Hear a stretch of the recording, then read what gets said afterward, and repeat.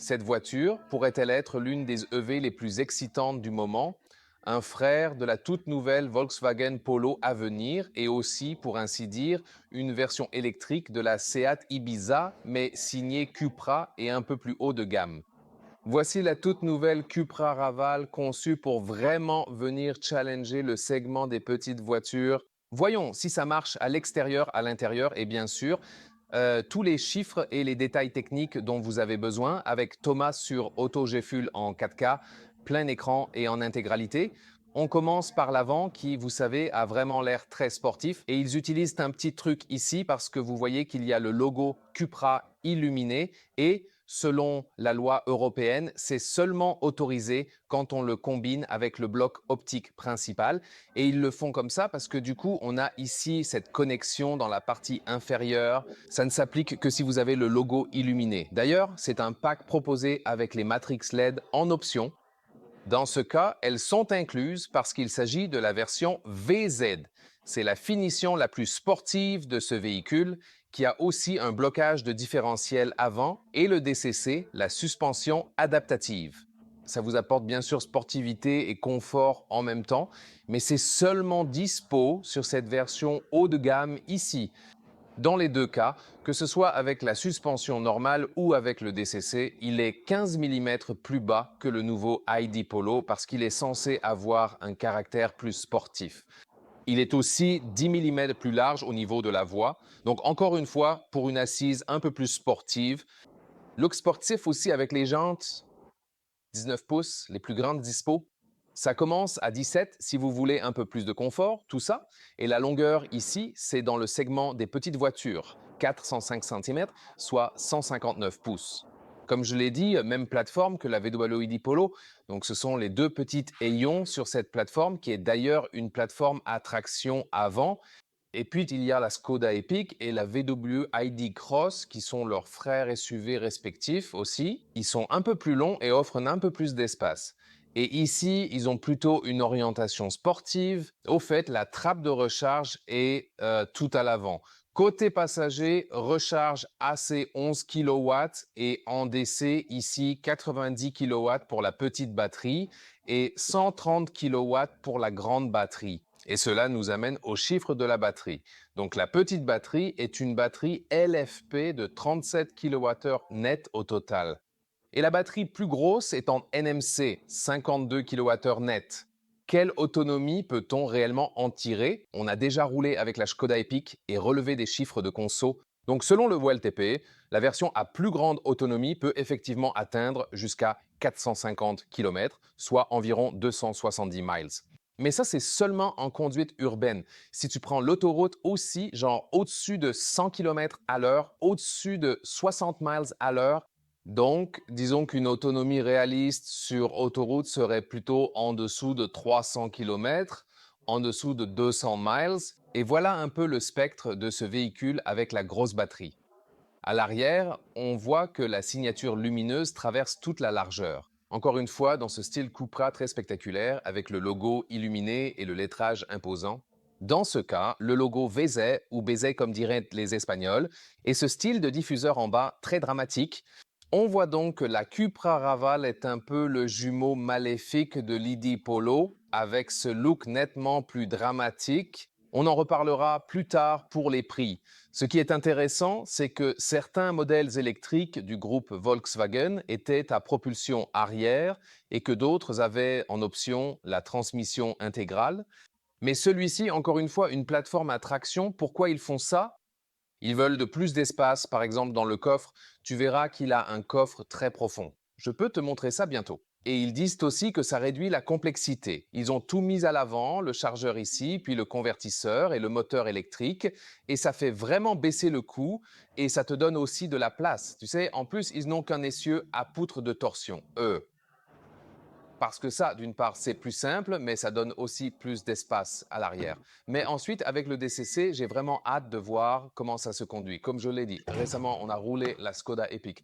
Celle-là, je l'ai conduite sans le DCC et c'était quand même tenue de route déjà très correcte. Voyons si on a un frunk ou pas. La Polo n'en avait pas, donc j'en attends pas ici non plus. Ouais, elle n'a pas de frunk, la Skoda Epic et l'ID Cross. ces deux-là auront un petit frunk. La raison pour laquelle il n'y a pas de frunk ici, c'est ça, c'est pour la clim. Donc en gros, ce compresseur de clim, et il a genre un boîtier spécial. Voyons voir. Quand ça crée des vibrations, tu ne les entends pas à l'intérieur. Et ils ont dit que, tu sais, il leur faut un climatiseur puissant, un véhicule électrique où tu peux probablement aussi préchauffer la voiture ou pré-refroidir l'habitacle. Et puis, ils veulent le moins de bruit possible dans l'habitacle. Donc, c'était vraiment le principal focus ici, plutôt que d'avoir un avant compact. Et vous voyez, c'est un véhicule plutôt bas. Cette couleur, d'ailleurs, s'appelle Plasma. Elle a des reflets brillants, mais la voiture, je trouve, a un design vraiment dramatique.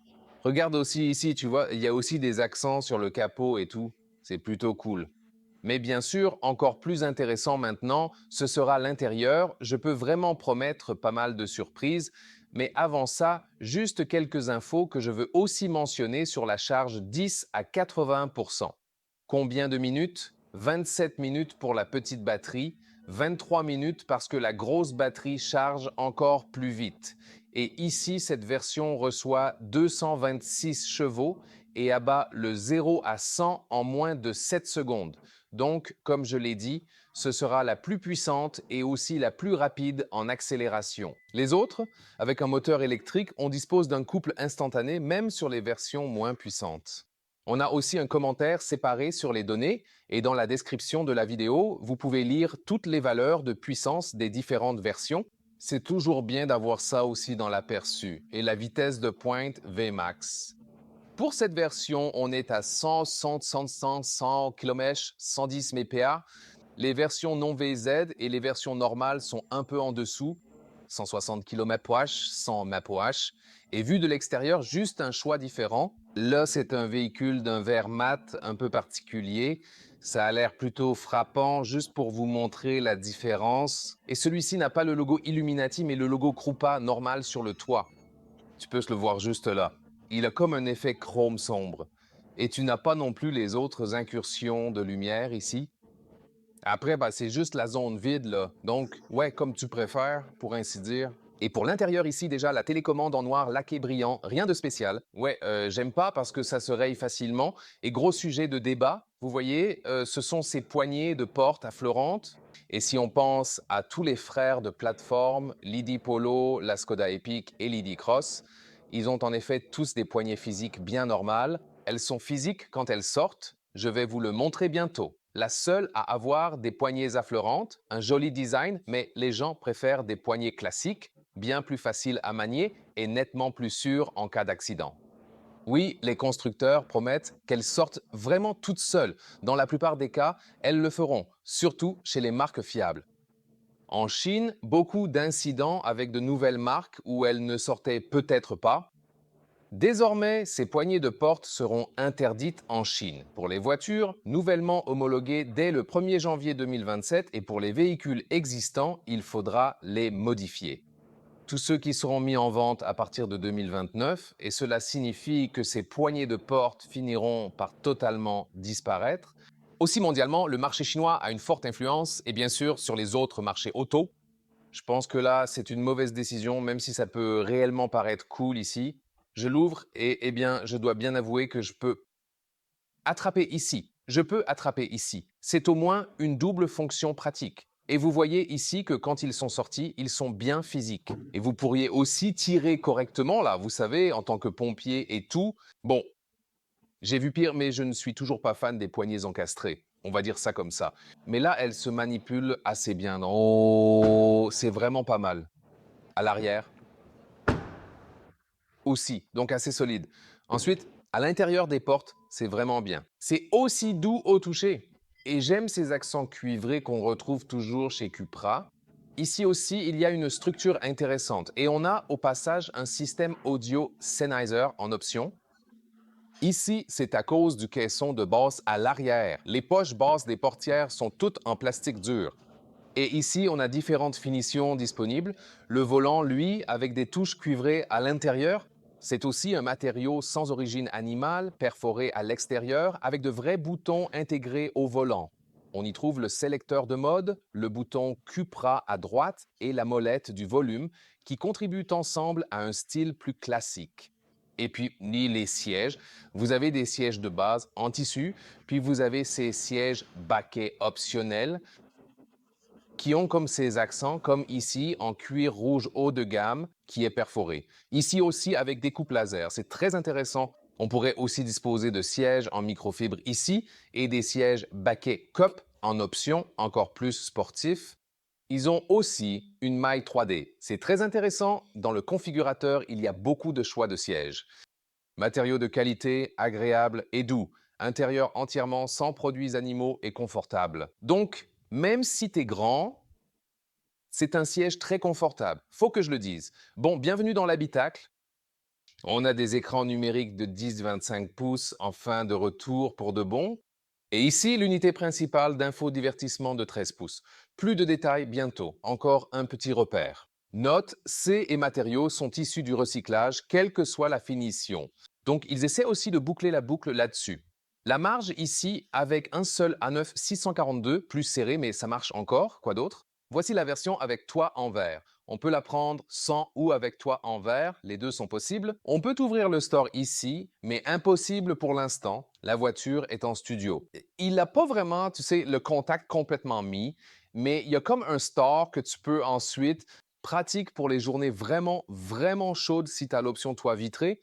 Ensuite, les matériaux ici sur le tableau de bord, ça a cette structure 3D qui a l'air plutôt cool et c'est assez doux au toucher pour le tableau de bord. Style néoprène marqué, ici la cube présente des particularités typiques de Cupra. La boîte à gants est aussi amortie. Et ici aussi, un bel emplacement pour une carte de recharge, par exemple, vous pouvez la glisser juste ici, important. Ensuite, c'est aussi recouvert à gauche et à droite. C'est quand même assez dur. Console centrale flottante, juste en dessous, deux chargeurs USB-C. C'est la même structure 3D que la partie inférieure. Il y a ce petit truc de câble parce que certains préfèrent la recharge inductive, un peu plus propre. La recharge inductive n'est peut-être pas idéale pour la batterie. Si tu as une appli GPS qui tourne, il peut quand même surchauffer. Il y a la recharge inductive et je compte bien te voir ici. Aussi avec, tu sais, une ouverture de ventilation apparemment. Cependant, je préfère la charge par câble, les deux autres. Et ce que tu peux faire alors, c'est mettre le câble ici, dans la partie inférieure, dans le chargeur USB-C. Et ils ont prévu un petit trou juste là, bien pratique. Et tu peux faire passer le câble ici sans effort. Comme ça. On peut se demander pourquoi n'ont-ils pas mis les chargeurs USB-C là dès le départ? Ils m'ont dit que niveau place, c'est un peu l'espace qu'il faut derrière. Pour la plaque de recharge inductive, le refroidissement, etc., ça n'aurait pas pu se mettre dans le bon sens. Et ensuite, tu peux utiliser le téléphone et le brancher comme ça avec ce câble qui vient par en dessous. Alors, ce n'est pas le... Oh, ça doit être l'ancien. Oh, ça avec USB-C, c'est celui du modèle plus récent. Et tu peux poser ton téléphone juste là. Donc oui, en fait, je préférerais cette solution. Donc ça peut sembler un peu maladroit comparé à la recharge inductive, mais en fait, je préférerais cette solution. Théoriquement, on pourrait également procéder de cette façon et le placer debout ici. C'est aussi ce qu'ils avaient en tête. Alors, il se tient comme ça, et là, il y a une photo un peu plus ancienne de nous. On a l'air si vieux maintenant, mais ici, le seul truc, c'est que quand je le débranche à nouveau, tu vois, je dois tirer un peu sur le câble encore, le rebrancher, le laisser retomber. Ouais, donc peut-être que je le mets juste là-dedans. Ouais, c'est pour la charge, tu sais, super important. Ici, les porte-gobelets ne sont pas très adaptables, mais ont deux tailles. Celle-ci est douce pour ton coude. On la relève et beaucoup plus d'espace en dessous. Donc, tu peux aussi y ranger pas mal de trucs juste là. Et comme je l'ai dit, beaucoup de boutons physiques sur le volant. J'aime bien ça. Le chauffage de l'allumage est ici, sur le volant. C'est une version prototype et elle ne roule probablement pas encore. D'où quelques messages d'erreur. Les bouches d'aération sont ici avec une commande manuelle et un système d'incinération du cuivre. Et de jolis cliquetis. La seule chose qui me manque vraiment, ce sont des molettes physiques pour la clim. L'Idon Polo a ça, c'est comme ici, et puis ça va faire genre plop, plop, plop. C'est presque comme ça que je contrôle l'unité dans l'IDE Polo. Ici, celui-ci a encore les curseurs. Ça, c'est un truc que je ne comprends pas trop, parce qu'ils ont quand même un nouveau back-end. C'est maintenant, tu sais, le nouveau back-end de tout le logiciel, et les instruments ont exactement la même apparence, mais pourquoi ils ont gardé exactement la même disposition et ces curseurs que personne n'aimait vraiment pour ce véhicule tout neuf? Ça, c'est quelque chose que je ne comprends pas trop. Et puis les instruments numériques, ils ont un tout nouveau design. Regarde ça. Ça a un air assez futuriste, comme sorti d'une voiture de course, un peu comme ça. Et tu peux aussi naviguer entre les vues. C'est plutôt cool en fait. J'aime bien le nouveau design et évidemment, comme ils sont plus grands, encore une fois, si tu compares à la Cobra Born, et ensuite on a le système d'infodivertissement principal. Ouais, comme je le disais, avec les curseurs ou en appuyant ici, plus, le chauffage des sièges est présent au moins au premier niveau. C'est aussi la vue Apple CarPlay comme ça. Donc une bonne intégration complète. À part ça, il y a aussi un menu déroulant où tu peux, par exemple, désactiver facilement l'alerte sonore de vitesse imposée par l'UE. Et tu peux aussi aller dans le menu principal interne de la Cupra qui ressemble à ça. Là, tu peux aussi activer le chauffage des sièges juste là. La vue d'ensemble n'est en fait pas si mal. Et on dirait aussi que c'est un peu plus rapide qu'avant. Et ici, on a le deuxième véhicule pour vous avec les sièges Baquet Cup. C'est aussi ce qu'ils veulent dire ici par ce tricot 3D. Donc, il y a comme un tricot 3D par-dessus. Et l'accentuation au niveau des épaules est encore plus marquée. Et ils sont, disons, le tissu, c'est vraiment très agréable. Isofix, au fait, aussi sur le siège avant, même avec le siège baquet à porte-gobelet, c'est vraiment bon à savoir. Par contre, je les trouve un peu plus raides à cause du ressort à billes en dessous, j'ai l'impression. Donc, vu qu'ils sont tellement... Style course, les restent quand même confortables, je dirais. Mais clairement, les sièges baquets normaux sont beaucoup plus confortables que les sièges baquets Cup, juste ici. Donc, si la sportivité est plutôt ton truc, ce serait cela. Mais si le confort est ta priorité, je choisirais vraiment sans hésiter les sièges baquets normaux. Et on doit encore jeter un œil à la version de base. Les sièges de base ont toujours l'appui-tête séparé. Je n'ai pas encore jeté un œil à celui-là, mais c'est déjà intéressant de voir ces différences. Vue de l'extérieur, une troisième voiture en Century Bronze Matte, couleur elle aussi spectaculaire. Et ici, les sièges, ceux-ci sont encore une fois les sièges baquets normaux, les sièges sport standard, mais pas entièrement en simili-cuir haut de gamme. Même forme, même ergonomie, mais celui-ci, c'est un mélange de... Ici, cette partie et cette partie sont en tissu. Et cette partie avant ainsi que cette partie supérieure sont en microfibre Dynamica. C'est vraiment sympa aussi. Honnêtement, j'aurais voulu que ce soit genre entièrement en microfibre jusqu'au bout. C'est donc plutôt un mélange. Comme je l'ai dit, la même ergonomie. Je dirais qu'il offre un confort équivalent aux Red Seats tout cuir. C'est surtout une question de matériaux. Les sièges simili-cuir se nettoient plus facilement. Ils sont perforés, celui-ci est en tissu. Ouais, bonne question là. Ils sont tous les deux aussi bons, je dirais. Après, c'est juste une question de préférence de matériaux. Passons aux sièges arrière. Le haut des portes arrière est visiblement un peu plus dur qu'à l'avant. Encore ces touches cuivrées Cupra, ça, un peu plus doux au toucher, légèrement tassé dans la poche inférieure. Ici donc encore une fois en simili-cuir, perforé aussi à l'arrière, isofix sur l'extérieur de chaque place. On ne peut rien rabattre ici, mais théoriquement c'est pour 5 personnes. Mais s'asseoir au milieu, c'est vraiment quand même compliqué. On va partir là-dessus pour l'instant, ouais. Mais côté place à l'extérieur, c'est comment? Donc, regarde, ça va exactement pour, disons, 4 adultes grands au niveau des jambes quand je conduis et au niveau de la hauteur pour la tête. Regarde, ouais, ce n'est pas trop haut au niveau des pieds, même si les plateformes électriques doivent quand même caser la batterie en dessous. Ici, l'angle n'est peut-être pas idéal, mais je pense que ça ira quand même. Côté hauteur disponible, ça passe bien avec un A9 6,2. Donc, ouais, ça pourrait être pire pour l'espace ici. Donc les sièges sont aussi, disons, orientés vers l'arrière, assez volumineux, malgré leur allure vraiment très sportive. Et il y a bien sûr d'autres sièges. J'aime ces accents cuivrés ici, à l'arrière. Vous disposez de deux chargeurs USB-C fournissant chacun 90 W. C'est donc nettement plus puissant quand, par exemple, les enfants rechargent leur téléphone à l'arrière. Regardons le coffre. N'oubliez pas, avec cette suspension à poutre de torsion, ils disent avoir libéré beaucoup d'espace. Et puis, moi, toute la technique est à l'avant. On regarde ici. Ouvre-le juste ici. Trappe manuelle normale, c'est bien. Et il marque 430 mètres. On ne le voit pas au premier coup d'œil. Mais regarde ça ici. Et on le connaît avec l'ID Polo ici. Regarde ça. Le chariot de cabine passe en dessous. C'est peu courant pour une petite voiture. Tu peux aussi retirer entièrement ce cache-bagages si tu le souhaites. Voici le caisson de basse optionnel du système audio. Si tu n'avais ni ça, ni le kit de réparation des pneus, tu pourrais utiliser tout l'espace ici. Je leur ai demandé s'il n'y aura pas de housse spéciale pour le caisson. Donc, ouais, vas-y doucement s'il te plaît. Laisse-la ici si tu veux un pass-through avec répartition 2-3-1-3 ou place-la en position basse comme ici. Là, bien sûr, tu as plus de hauteur. Et si on enlève maintenant ce capot du dessus, je peux mieux mesurer ça. Voilà. Et on sort la fameuse Auto Crew Measuring Stick. C'est pour ça que je suis allemand. Et ici, tu peux jeter un œil juste là. C'est genre 1 mètre ou 40 pouces de large.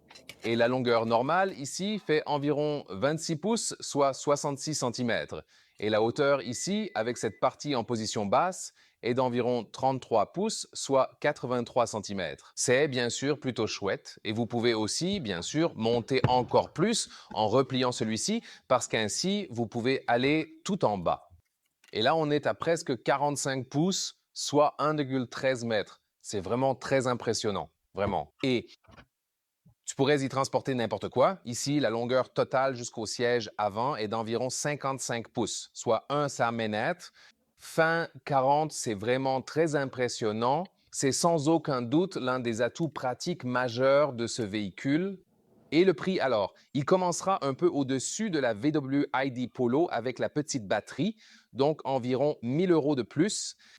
On verra peut-être quels équipements supplémentaires sont inclus. Le prix d'entrée pour la petite batterie sera de 26 000 €.